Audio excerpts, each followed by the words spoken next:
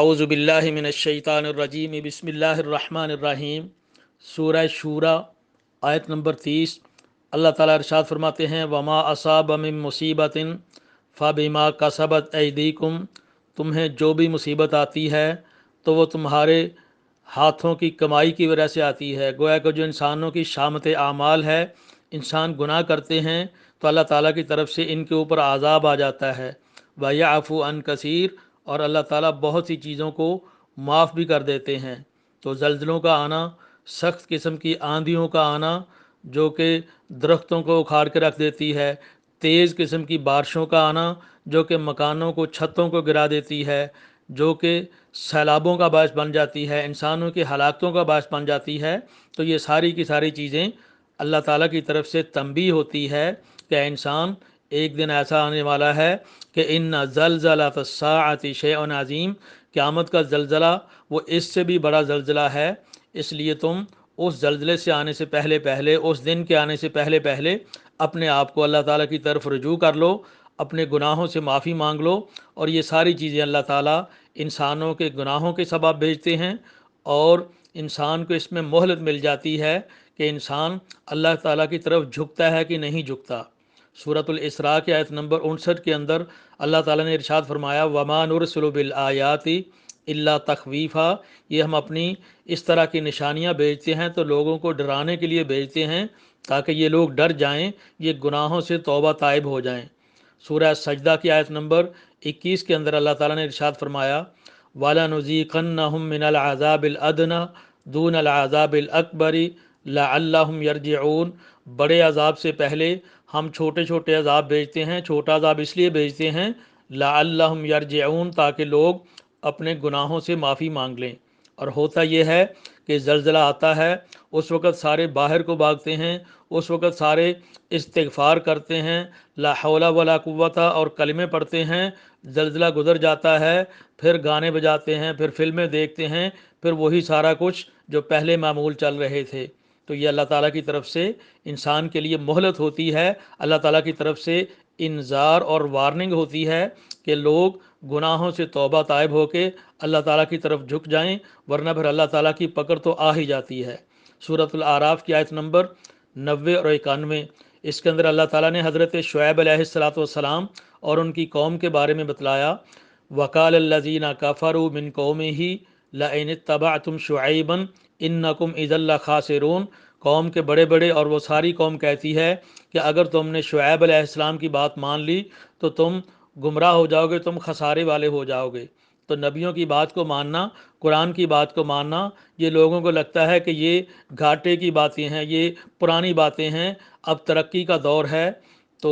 جس وقت انہوں نے یہ کہا کہ اگر تم شعیب علیہ السلام کی بات کو مان لو گے تو تم خسارے والے ہو جاؤ گے، تو اللہ تعالیٰ فرماتے ہیں فَأَخَذَتْهُمُ الرَّجْفَةُ، پھر ان کو زلزلے نے آ گھیرا، فَأَصْبَحُوا فِي دَارِهِمْ جَاثِمِينَ، تو اپنے گھروں کے اندر ہی وہ اوندے پڑے ہوئے ہیں۔ تو یہ اللہ تعالیٰ کی طرف سے یہ پکڑ ہوتی ہے، اور اللہ تعالیٰ نے بڑی بڑی قوموں کو پکڑ لیا۔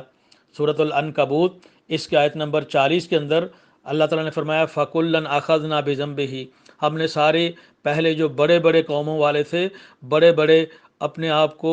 انا ربکم الاعلیٰ کہنے والے تھے، اللہ فرماتے ہیں کہ ہم نے سارے لوگوں کو ان کے گناہوں کے سبب پکڑ لیا۔ فَمِنْهُمْ مَنْ أَرْسَلْنَا عَلَيْهِ حَاصِبًا، ان میں کچھ ایسے ہیں کہ جن کے اوپر ہم نے پتھروں کی بارش کر دی۔ یہ قوم عاد تھی، ان کے اوپر اللہ تعالیٰ کی طرف سے یہ پتھر کینکریاں یہ بارش کی طرح ان کے اوپر برسے۔ وَمِنْهُمْ مَنْ أَخَذَتْهُ الصَّيْحَةُ، اور ہم نے سے کچھ ایسے ہیں کہ جن کو چیخ نے پکڑ لیا، یہ حضرت صالح علیہ السلام کی قوم ہے۔ وَمِنْهُمْ مَنْ خَسَفْنَا بِهِ الْأَرْض، اور ان میں سے کچھ ایسے ہیں کہ جن کو ہم نے زمین میں دنسا دیا۔ یہ قارون کا واقعہ آپ نے پڑھا اور سنا ہے۔ وَمِنْهُمْ مَنْ أَغْرَقْنَا، اور ان میں سے کچھ وہ ہے کہ جس کو ہم نے زمین پانی کے اندر غرق کر دیا، اور یہ فرعون تھا جو کہ انا ربکم الاعلیٰ کہنے والا۔ اللہ تعالیٰ یہ سارے بڑے بڑے جابروں کو ہلاک کرنے کے بعد فرماتے ہیں وما کان اللہ لیظلمہم، اللہ نے کسی کے اوپر ظلم نہیں کیا، ولکن کانوا انفسہم یظلمون، یہ لوگ اپنے اوپر ہی ظلم کیا کرتے تھے۔ اور اللہ تعالیٰ نے سورۃ الانعام کی آیت نمبر 65 کے اندر ارشاد فرمایا قل هو القادر علی ان یبعث علیکم عذابا من فوقکم اللہ تعالیٰ اس بات پہ قادر ہیں کہ اللہ تعالیٰ تمہارے اوپر سے تمہیں کوئی عذاب دے دے، او من تحت ارجلکم، یا تمہارے پاؤں کے نیچے سے تمہیں کوئی عذاب دے دے، او یلبسکم شیعا، یا تم آپس کے اندر تفریق ہو جائے، تمہاری جماعت در جماعت اور گروہ در گروہ تمہاری تقسیم ہو جائے، وَيُذِيقَ بَعْضَكُمْ بَأْسَ بَعْض، اور ایک دوسرے سے تمہیں تکلیف آئے۔ تو الشیخ ابو شیخ الاصبہانی وہ حضرت مجاہد ان سے یہ بیان کرتے ہیں کہ یہ جو اللہ تعالیٰ کا فرمان ہے کہ